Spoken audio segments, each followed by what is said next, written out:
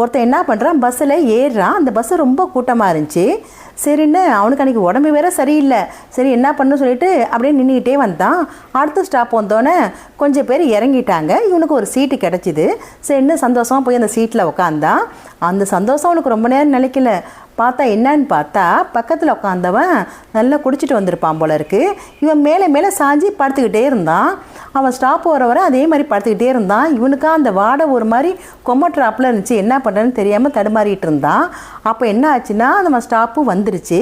Stop வந்தோன்னா அவன் அப்பாடி இந்த குடிகாரன் சாவகாசம் விட்டுச்சு அப்படின்ட்டு என்ன பண்ணான், வேகமாக இறங்கி பஸ் விட்டு இறங்கி நடந்து போயிட்டே இருந்தான். நடந்து போயிட்டே இருக்கும்போது இவன் கூட பக்கத்தில் உட்காந்தான அந்த குடிகாரன் அவன் என்ன பண்ணான், சார் சார் அப்படின்னு சொல்லி கூப்பிட்டுட்டே வந்தான் அவனை. இவன் திரும்பி பார்க்குறான், ஐயோ இந்த குடிகாரன் என்ன என் பின்னாடியே வரானே அப்படின்னு இவனுக்கு அதிர்ச்சியாக இருந்துச்சு. சொல்லி சார் சார் நில்லுங்க அப்படின்னு சொல்லிட்டு வேகமாக வந்தான். அவன் வந்து கையில் இருந்த பேக் எடுத்து அவன்கிட்ட கொடுத்தான். சார் இது உங்கள் பேக்கு தானே அப்படின்னு சொல்லி கொடுத்தான்.